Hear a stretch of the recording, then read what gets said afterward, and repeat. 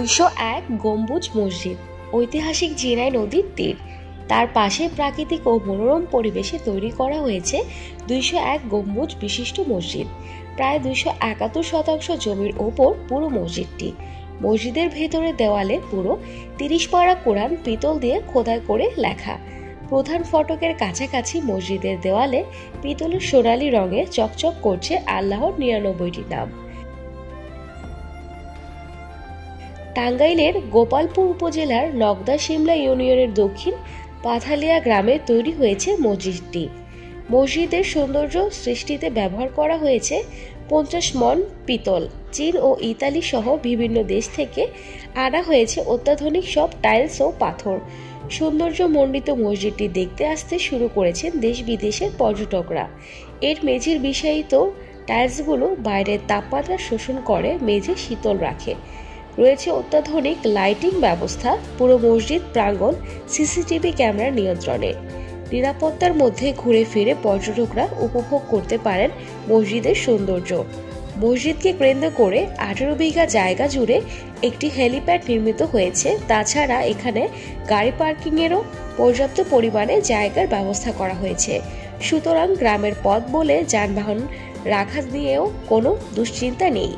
সব মিলিয়ে সর্বস্তরের মানুষ আসা যাওয়ার এইটি অন্যতম পর্যটক কেন্দ্র পরিণত হয়েছে। এখানে মসজিদের পাশে নির্মিত হচ্ছে 5 তলা ভবন। জানা গেছে সেখানে দেওয়া হবে বিনামূল্যে চিকিৎসা, থাকবে এতিমখানা, বৃদ্ধাশ্রম, দুস্থ বীর মুক্তিযোদ্ধা ও তাদের পরিবার পরিজনদের জন্য বৃহৎ পরিসরে একটি পুনর্বাসন কেন্দ্র, লাইব্রেরি, কুরআন ও সুন্নাহ ভিত্তিক ধর্ম গবেষণা কেন্দ্র, বেকার যুবকদের জন্য প্রযুক্তিগত এবং আইটি প্রশিক্ষণ। মসজিদের নির্মাণ কর্তৃপক্ষ সূত্রে জানা গেছে 100 কোটি টাকার বেশি ব্যয় হলেও বহু পেশার মানুষের প্রচেষ্টায় ধীরে ধীরে মসজিদটির নির্মাণ কাজ সমাপ্তির পথে এগিয়েছে। এই পর্যন্ত 80%-এরও বেশি নির্মাণ কাজ সম্পন্ন হয়েছে।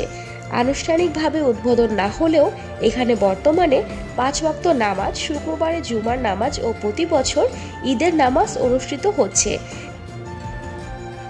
টাঙ্গাইল সদর থেকে মসজিদটির দূরত্ব প্রায় 50 কিলোমিটার, আর গোপালপুর উপজেলা সদর থেকে মাত্র 7 কিলোমিটার।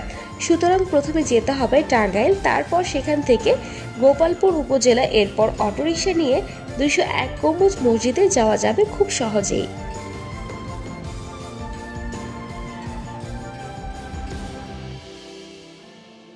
দর্শক, আমাদের ভিডিওটি কেমন লেগেছে তা আমাদের কমেন্ট করে জানাবেন। ভালো লাগলে লাইকে ক্লিক করবেন। পাশাপাশি এমন ইন্টারেস্টিং এবং মজার মজার ভিডিও পেতে আমাদের চ্যানেলটি সাবস্ক্রাইব করে বেল আইকনটিতে ক্লিক করে রাখবেন। আমি এবারের মতো বিদায় নিচ্ছি। ধন্যবাদ।